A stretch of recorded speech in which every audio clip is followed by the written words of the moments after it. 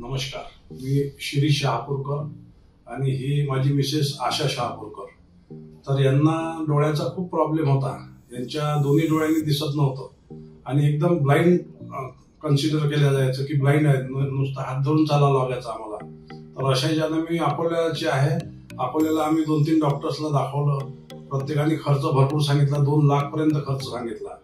शेवटी आम्ही कंटाळलो की थोडा बहुत खर्चही केला, आम्ही 50-50 हजार रुपये खर्चही केला तिथे 1-2 डॉक्टरकडे, परंतु आम्हाला रिस्पॉन्स मिळाला नाही. कोणी मुंबईचे वगैरे असं कुठले डॉक्टर यायचे तिथे, त्या ठिकाणी सुद्धा दाखवलं, परंतु आम्हाला रिस्पॉन्स नाही मिळाला. शेवटी आम्ही रेटिना स्पेशलिस्ट तिथले सनी मनवानी सर आहेत, त्यांच्याकडे गेलो. त्यांच्याकडे आम्ही 4-6 महिने ट्रीटमेंट घेतली. त्यांनी सांगितलं आम्हाला की तुमच्या डोळ्याचा इलाज होतो म्हणे 100%, तुम्ही काही घाबरू नका.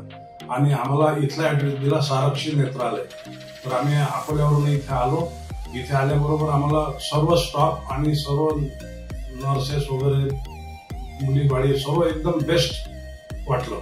आणि डॉक्टर लोकांचं म्हणजे शिल्पी मॅडम तर नेहमी हसत राहतात, आम्हाला खूप आवडत. आणि बावनकुळे सरांनी यांचं ऑपरेशन केलं.